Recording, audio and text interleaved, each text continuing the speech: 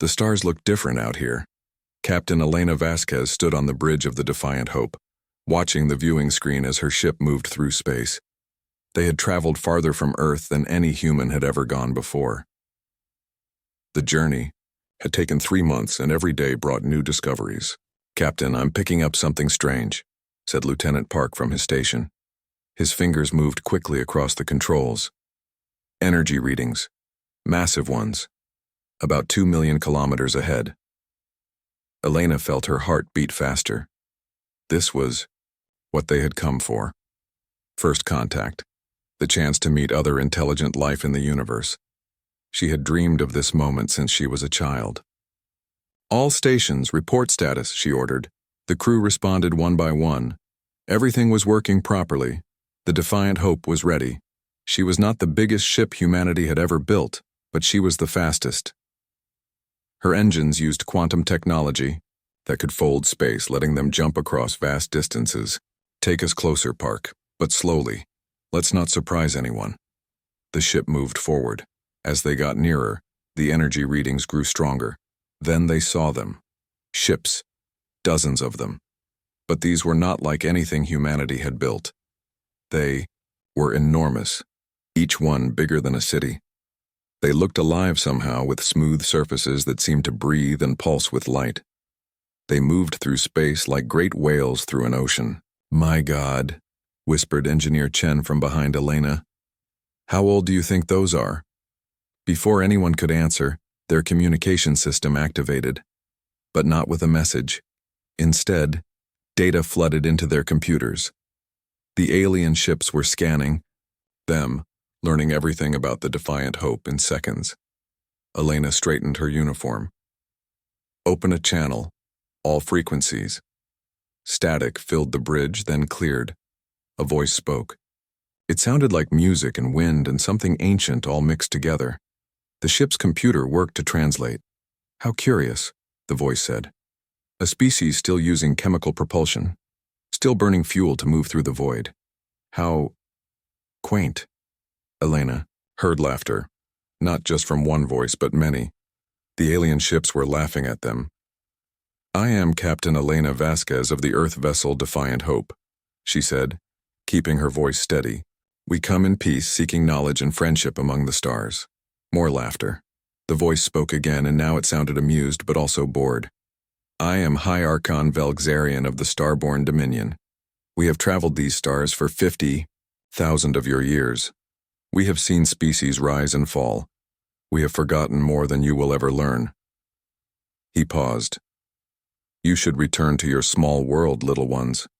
The galaxy is not safe for children playing with fire." Elena felt anger rise in her chest, but she pushed it down. "We have the right to explore. We have the right to be here." "Rights?" Velgzarian's voice now carried something cold in it. "You speak of rights? We are the Starborn. We have lived for millennia. Our ships are grown, not built.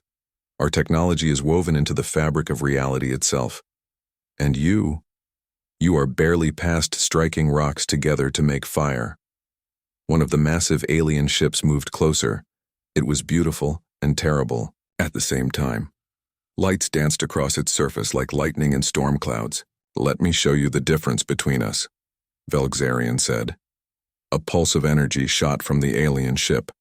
It hit the Defiant Hope like an invisible wave. Every screen went dark. The lights died. The engines stopped.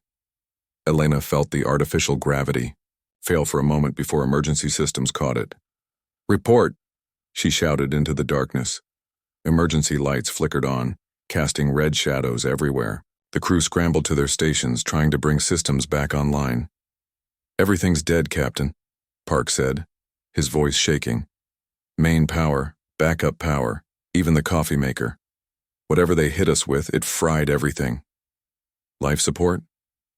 "Running, on emergency batteries. We have maybe 6 hours of air." Elena looked at the viewing screen. It was dark now, but through the window she could see the alien ships. They hung in space like gods, watching the tiny human vessel drift helplessly. "They're leaving," said Lieutenant Morrison from Tactical. It was true. The massive ships were moving away, losing interest in the disabled human vessel. To them, this had been nothing. A joke. A way to amuse themselves for a few minutes before continuing whatever important business they had. Elena sat in her captain's chair and closed her eyes for a moment. Then she opened them again. Chen, get down to engineering. I don't care what. You have to do. Get me power. Captain, they fried everything. The circuits are melted, the cores are dead. It'll take weeks to... Then start now, Elena said firmly. We are not dying out here, and we are not running home with our tails between our legs. Chen nodded and left the bridge at a run. Hours passed. The crew worked in the darkness, using handheld lights and tools. The air grew stale and thin.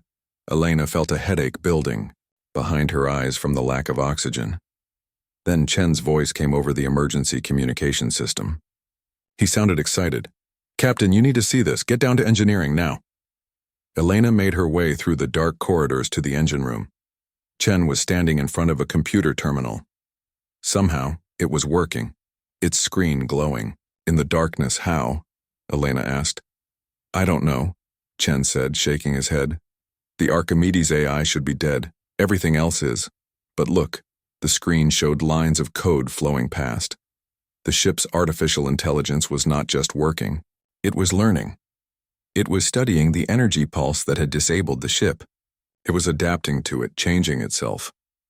That's impossible, Elena whispered. I know, Chen said. But it's happening. Captain, Archimedes is already developing countermeasures. It's figuring out how to protect us from that weapon, and it's going to get our power back online. Elena stared at the screen. The alien had called them primitive, children playing with fire. But they had one thing the ancient Starborn might not expect. Humans never stopped learning. They never stopped adapting, they never gave up. Get me power, Chen, she said, and get me communications. I need to send a message home. What message? Elena smiled, but it was not a happy smile. It was the smile of someone who had just been challenged and had no intention of backing down.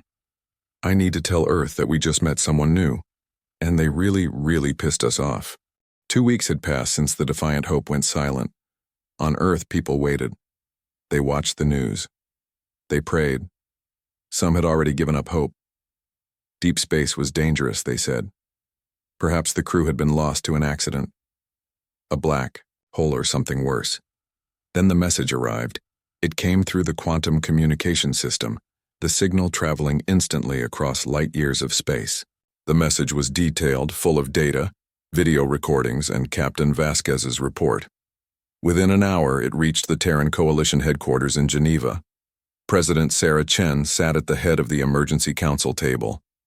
Around her sat the leaders of Earth's unified government, military commanders, and the brightest scientists humanity had to offer. They had just finished watching the recordings from the Defiant Hope. Play it again, said Admiral James Okonkwo. His dark face was carved with scars from the Martian Independence War, lines that told stories of battles fought and won. The part where they laugh at us, the technician played the recording. The musical voice of High Archon Velxarian filled the room, dripping with contempt. The laughter of the Starborn echoed off the walls. Children playing with fire, someone whispered, repeating the alien's words. The room fell silent. Some faces showed fear, others showed anger, a few showed both. We should recall all our ships, said Minister Zhao from the Commerce Department. Bring them home. Close our borders. We're not ready for this. Close our borders? Admiral Okonkwo stood up, his chair scraping loudly against the floor. We don't have borders out there, we have nothing, and these Starborn know it. They think we're insects, amusing little bugs to be swatted aside. Maybe we are, Zhao shot back. Did you see those ships? They're 50,000 years ahead of us. What can we do against that? We can fight, Okonkwo said simply. President Chen held up her hand for silence. Admiral, I understand your anger. I feel it too. But Minister Zhao has a point. We cannot win against such technology. Okonkwo leaned forward, his hands flat on the table. Madam President, I didn't say we would win, I said we can fight, there's a difference. He looked around the room. My ancestors were slaves. They fought against masters who had better weapons, better training, better everything. They lost most battles. But they never stopped fighting. And eventually, they won their freedom. This is different, Zhao insisted. This is humanity's first contact with an advanced civilization, interrupted Dr. Yuki Tanaka, the coalition's chief scientist. She was a small woman with gray hair and sharp eyes. And it's an insult we cannot ignore, not because of pride, but because of what it means. Everyone turned to look at her. Explain, President Chen said. Dr. Tanaka stood and walked to the large screen on the wall. She pulled up the sensor data from the Defiant Hope's encounter. I've been studying the readings we got from their weapons, the energy pulse that disabled our ship, and I found something interesting. The screen showed complex patterns and equations that most people in the room couldn't understand. The Starborn used something called quantum-locked energy matrices. Their weapons, their shields, their engines. Everything runs on this technology. It's incredibly advanced, but here's the thing. She highlighted a section of the data. It's predictable. They've been using the same technology for so long, they've perfected it, but they've also stopped innovating. What does that mean for us? Asked General Martinez. It means they're stagnant, Dr. Tanaka said. They've reached the peak of their development and stayed there for thousands of years. But humans, we're still climbing, we're still learning, we're still adapting.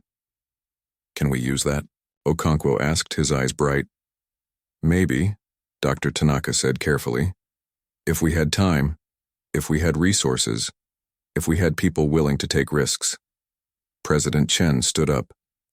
You'll have all three. What do you need? What followed was 6 months of work unlike anything humanity had ever attempted. Every shipyard in the solar system worked around the clock. The orbital construction facilities around Earth, Mars, and Jupiter's moons glowed with activity day and night. Scientists and engineers from every nation worked together. They took apart the data from the Starborn encounter piece by piece. They learned. They adapted. They built. Dr. Tanaka led a team that developed new adaptive shielding. It used the same artificial intelligence that had saved the Defiant Hope, but improved and expanded. These shields could learn from attacks and adjust in real time. Another team worked on directed energy weapons that could disrupt the Starborn's quantum locks. They were not as powerful as the alien weapons, but they didn't need to be. They just needed to work differently enough to surprise the enemy. The military retrofit 12 ships. They were not pretty. They were scarred from previous battles, patched with new armor and covered with weapons that stuck out at odd angles. But they were ready. Admiral Okonkwo walked through the hangar bay of his new flagship, the Indomitable. Workers rushed around, him making final checks. He stopped to talk to a young engineer who was welding a new gun mount. Will it work, sir? The engineer asked, lowering her welding mask. I don't know, Okonkwo said honestly. But we're going to try. That's what humans, once we try.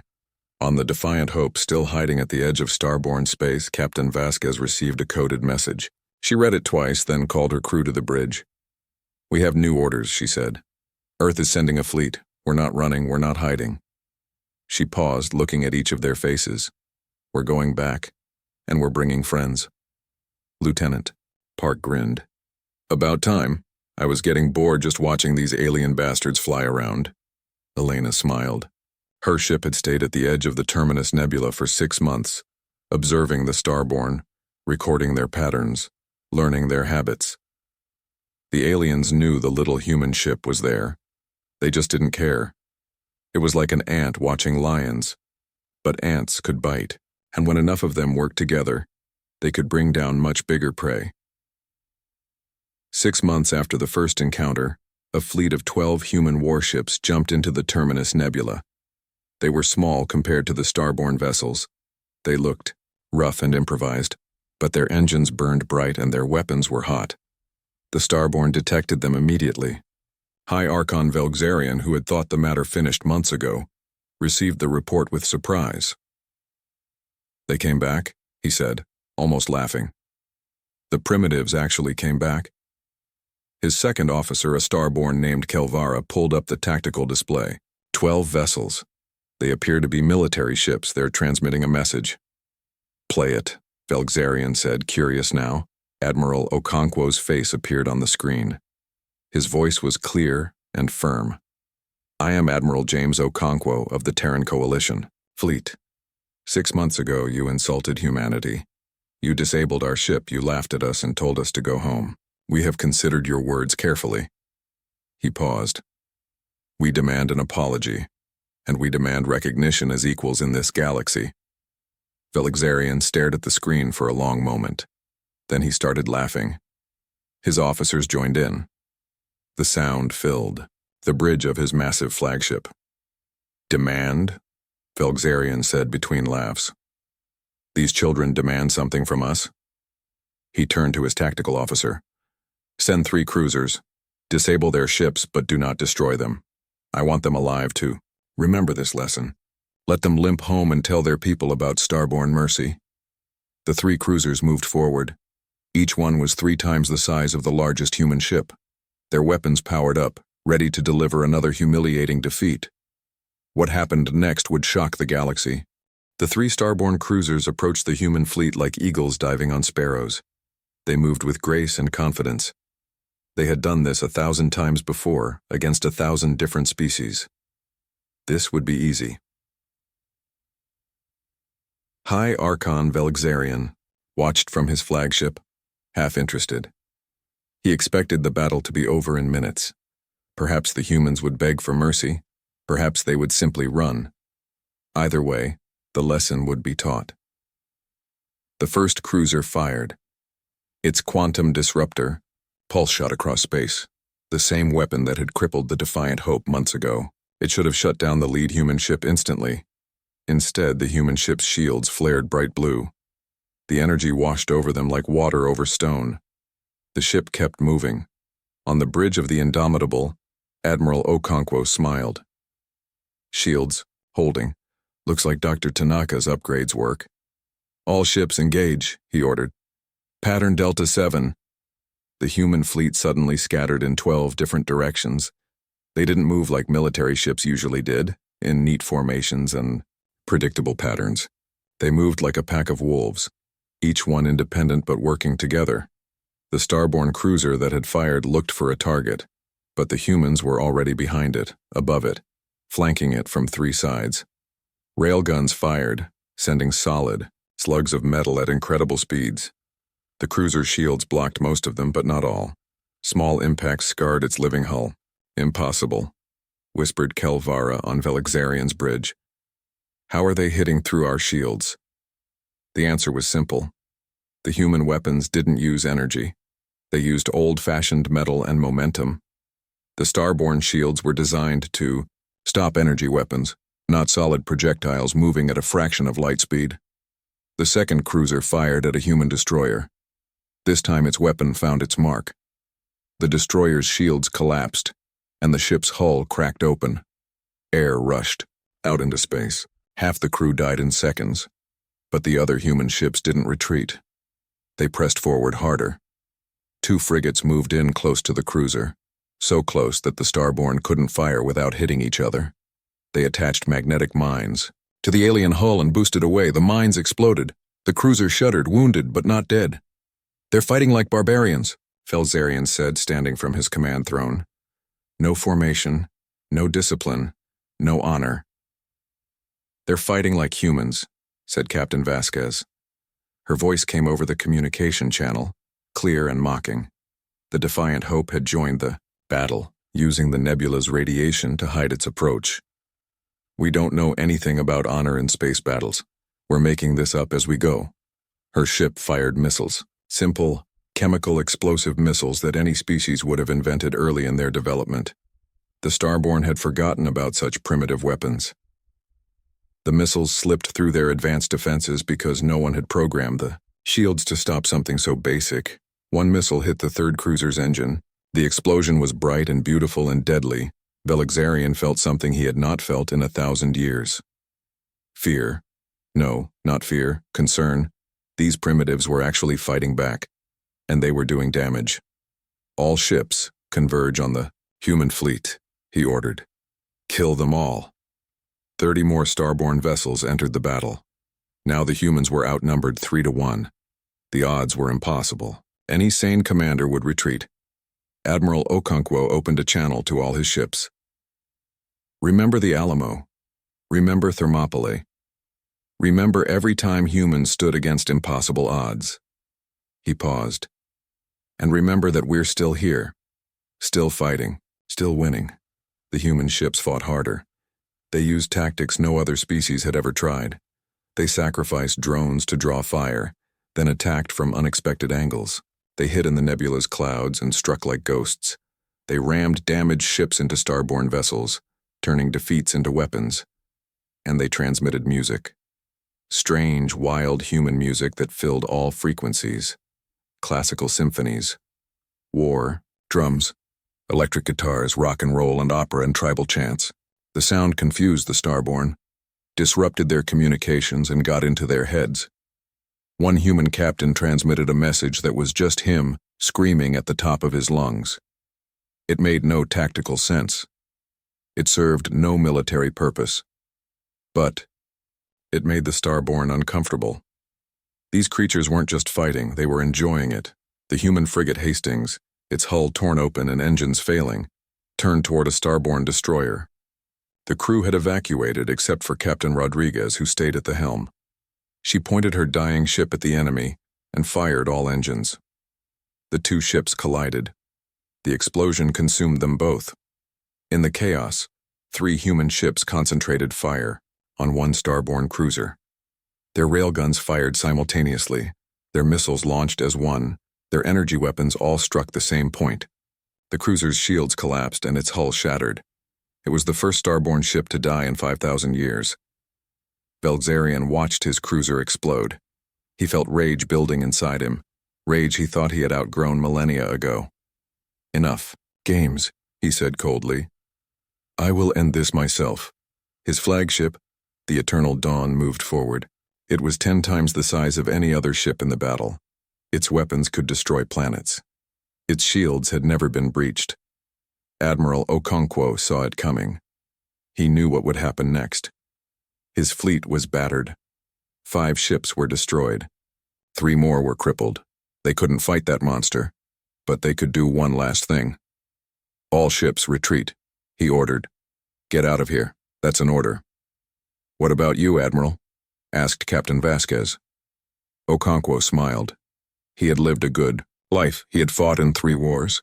He had seen humanity reach for the stars. And now he would do what warriors had always done. He would buy time with his life. I'm going to teach that ancient bastard something, Okonkwo said. Tell Earth what happened here. Tell them we hurt these gods. Tell them not to stop fighting. He cut the communication and turned to his crew. Anyone who wants to leave, take the escape pods now. I won't think less of you.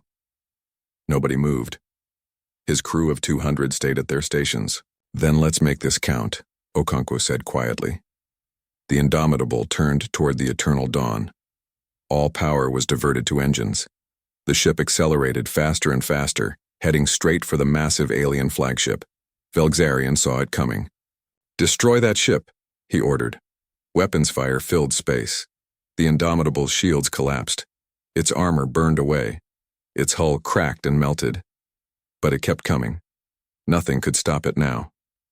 Admiral Okonkwo, sitting in his command chair as fire filled the bridge around him, spoke his last words. We are humanity, and we never surrender. The Indomitable struck the Eternal Dawn at full speed. The impact cracked the alien flagship's hull from bow to stern.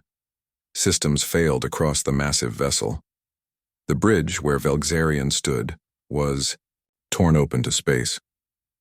He survived only because of his ancient body's adaptations, but dozens of his crew died. As the Eternal Dawn listed to one side, damaged and humiliated, the remaining human ships jumped away into faster-than-light travel. They were battered and broken, but they were alive. And they had done the impossible. They had made the Starborn bleed. News traveled fast in the galaxy. Within days, every spacefaring civilization knew what had happened in the Terminus Nebula. The impossible had occurred. The Starborn had been challenged, and they had been hurt. On a trading station orbiting a dead moon, the Korath collective gathered in their hive chamber. They were insectoid beings, their bodies covered in hard shells that clicked when they moved. The Korath had served the Starborn for 2,000 years, providing trade goods and information. They had never dared to resist. The humans destroyed 4 Starborn ships, clicked the hive mother, her antennae twitching with excitement. 4 ships, and damaged the High Archon's flagship. They also lost 5 of their own, said a warrior drone. Perhaps this was simply mutual destruction. No, the hive mother said. The humans chose to fight. They chose to die rather than bow. When was the last time anyone did that? Silence filled the chamber. No one could remember. Across the galaxy, similar conversations happened on hundreds of worlds. The Feldan, aquatic beings who lived in floating cities, discussed it in their singing language. The Crete, silicon-based life forms from high gravity, worlds, analyzed the battle data with their mathematical minds. Everyone was watching. Everyone was wondering. Could the Starborn actually be beaten? On Luminara, the capital world of the Starborn Dominion, the Eternal Council convened. The council chamber was ancient, carved from crystal that had existed since before most stars in the galaxy were born. 7 figures sat in a circle, each one thousands of years old, their bodies more energy than matter now. High Archon Velgzarian stood in the center, his form flickering with anger. His flagship was being repaired, but his pride would take longer to heal. These humans are animals, he said, his voice echoing through the crystal chamber. They fight without honor. They use suicide tactics. They are a plague that must be removed from the galaxy. And yet they hurt you, said a voice like falling snow. Elder Lumineth was the oldest being on the council, perhaps the oldest living thing in the galaxy. She had seen civilizations rise and fall like waves on a shore. They hurt us. When was the last time that happened, Velgzarian? 5,000 years ago, admitted Velgzarian. The Krell uprising. But we crushed them. After they destroyed 30 of our worlds, Lumineth said softly. And they were a mature species with advanced technology. These humans are children. Children who hurt us with primitive weapons and stubborn will. Another council member spoke, his voice like grinding stone. Lord Carthan was a military commander scarred from countless battles. I have studied the recordings of the fight. The humans don't follow normal tactical patterns. They adapt, they improvise, they use weapons we had forgotten existed. Because those weapons are worthless, Velgzarian snapped. Are they? Carthan pulled up a holographic display showing the battle. Watch here. They sacrifice 1 ship to save 2 others. Here, they use the nebula to hide. Here, they transmit noise to confuse our sensors. These are not the tactics of a primitive species. These are the tactics of a species that has spent its entire existence fighting each other, fighting their world, fighting everything. Lumineth leaned forward, her ancient eyes studying the images. What do you recommend, Lord Carthan? Total war, Carthan said without hesitation. We send the Armada of Endless Night, 500 ships. We destroy their homeworld. We make an example of them that will echo for 10,000 years. Or, said Lumineth quietly, we talk to them. Every head turned to look at her. Talk? Velgzarian said the word like it tasted bad. After they killed our people, after they humiliated us, they fought because we insulted them first, Lumineth said. We treated them like insects. We laughed at them. We disabled their ship and left them to die. Did we expect them to simply accept that? Yes, Velgzarian said. Every other species does. Perhaps that's the problem, Lumineth said. She stood slowly, her form glowing brighter. We have ruled for 50,000 years. We have been the greatest power in the galaxy for so long that we have forgotten what made us great in the first place. What do you mean? Asked another council member. We used to be like them, Lumineth said, gesturing to the image of human ships. Passionate, driven. willing to fight against impossible odds. That's how we became the Starborn. But then we won. We conquered. We perfected our technology and our society. And we stopped growing. She moved through the holographic display, watching human ships dart and weave through starborn fire. These humans have something we lost. Fire. The will to never surrender. Perhaps we need to learn from them rather than destroy them. You cannot be serious, Velgzarian said. I am completely serious, Lumineth replied. But I am also pragmatic. If the Council wishes to send the Armada and end this threat, I will not stand in the way. However, I want it noted that we may be destroying the very thing that could save us from our own stagnation. The Council debated for 3 days. In the end, the vote was unanimous. The Armada of Endless Night would be deployed, humanity would be crushed. The lesson would be taught. But Elder Lumineth, using ancient codes that only she remembered, sent a secret message across the stars. It was encrypted in a way that only the most advanced human computers could decode. The message was simple. You have awakened something in us. Win, and we will talk. Lose, and you will become legend. Either way, you have already changed the galaxy. Fight well, young ones. On Earth, Dr. Tanaka received the message. She read it 3 times, trying to understand what it meant. Was it a warning? A threat? An offer of alliance? President Chen called another emergency meeting. The surviving ships from the Battle of Terminus had returned home, bringing news of Admiral Okonkwo's sacrifice. The whole world mourned, but they also celebrated. Humanity had fought gods and survived. Now intelligence reports confirmed the worst news. The Starborn were sending a massive fleet, 500 warships. They were coming to Earth itself. We can't win, said General Martinez flatly. We have 80 ships ready. Even with our new weapons and tactics, we can't fight 500. Then, we don't fight them in space, said Captain Vasquez. She had been promoted after the battle, now serving as a strategic advisor. We fight them here, at home. What do you mean? President Chen asked. Vasquez pulled up a map of the solar system. We've been out there exploring. We've been trying to fight on their terms. But this is our home. We know every rock, every asteroid, every piece of debris in this system. We turn it all into weapons. Dr. Tanaka's eyes widened. A defensive grid. The entire solar system becomes a fortress. Exactly, Vasquez said. We mine the asteroid belt. We build weapons platforms in the Oort cloud. We hide ships behind moons and inside comets.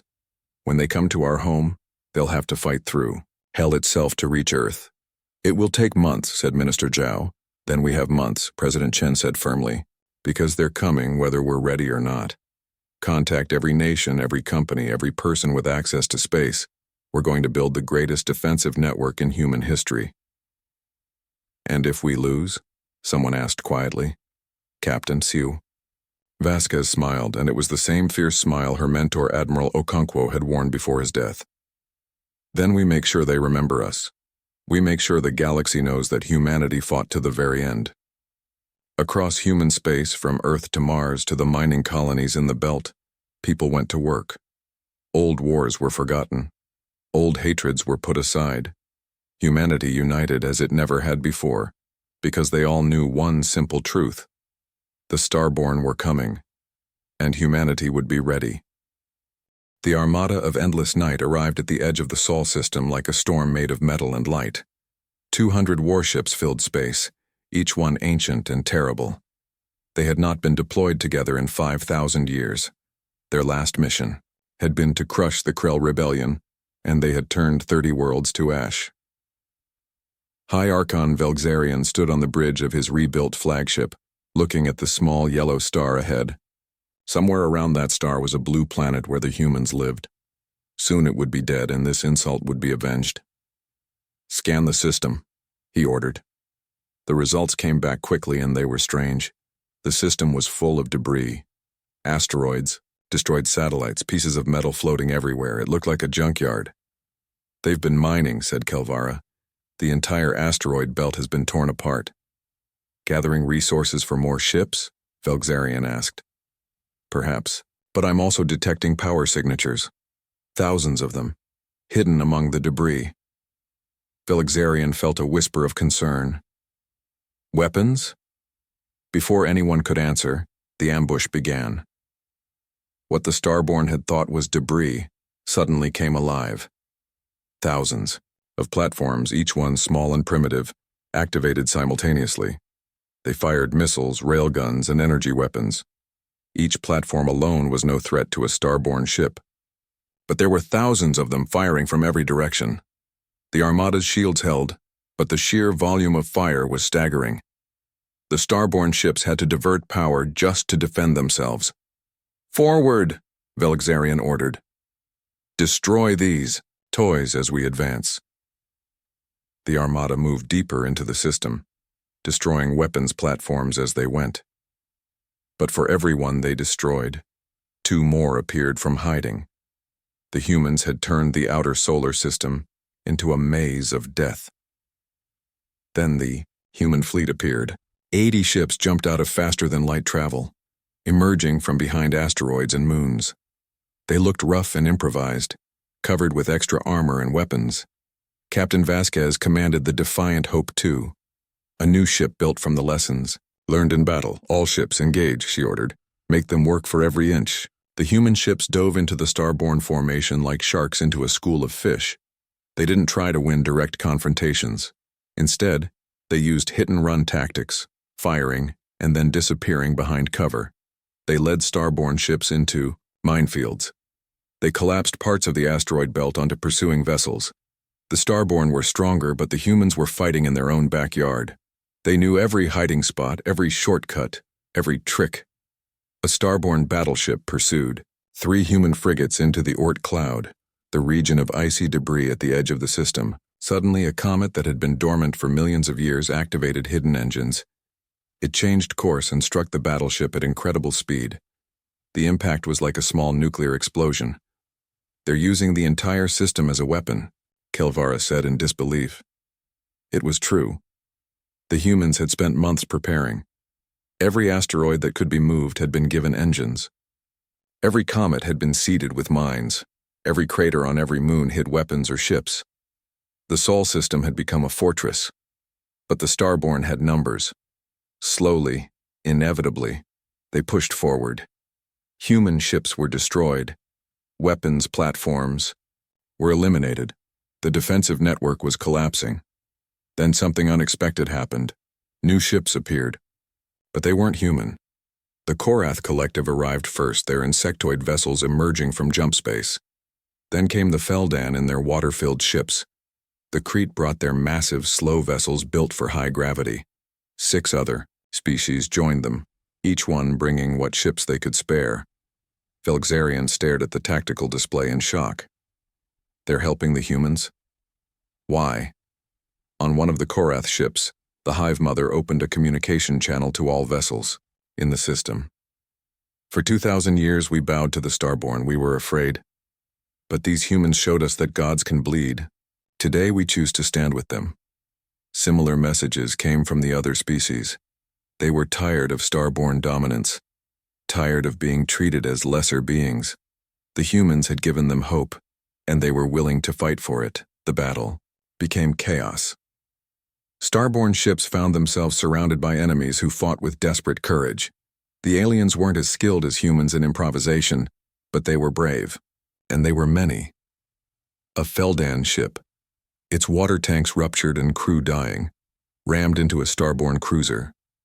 A Korath vessel sacrificed itself to save 2 human destroyers. The galaxy's subject species were finally fighting back. Velxarian felt something crack inside him. Not his body, but something deeper. His certainty. His belief in Starborn supremacy. How had it come to this? Pull back, he ordered quietly. What? Kelvara turned to stare at him. I said pull back, Velxarian shouted. We're done here. The Armada began to retreat, fighting their way back out of the system. They had destroyed half the human fleet and countless allied ships, but they had also lost 32 vessels of their own. And they had failed to reach Earth. As the last Starborn ship jumped away, Captain Vasquez stood on her damaged bridge and allowed herself to breathe. Around her, the surviving human and allied ships drifted among the wreckage. They had won. Impossibly, incredibly, they had won. 3 days later, a single Starborn ship returned to the Sol system. It transmitted a request for peaceful contact. President Chen, against the advice of her military commanders, agreed to meet. The meeting took place on a neutral space station that had been hastily constructed. On one side of the table sat President Chen, Captain Vasquez, and Dr. Tanaka. On the other side sat Elder Lumineth alone. "Where is High Archon Velixarian?" President Chen asked. "Removed from power," Lumineth said simply. "He let pride cloud his judgment. I have taken command of the Eternal Council, at least temporarily." "Why are you here?" Vasquez asked, her voice hard with suspicion. Lumineth looked at each of them in turn. "To say something the Starborn have not said in 10,000 years. We were wrong. You are not children. You are not primitives.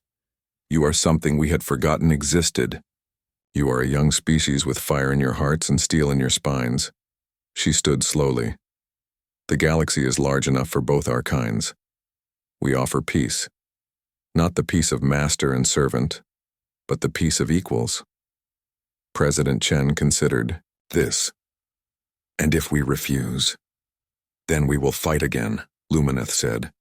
"And more will die on both sides. But I think we've all had enough death, haven't we?" After a long moment, President Chen extended her hand. Lumineth looked at it curiously, then understood the gesture. She reached out and took the human's hand. 10 years later, the galaxy had changed. Humanity had established embassies on 30 worlds.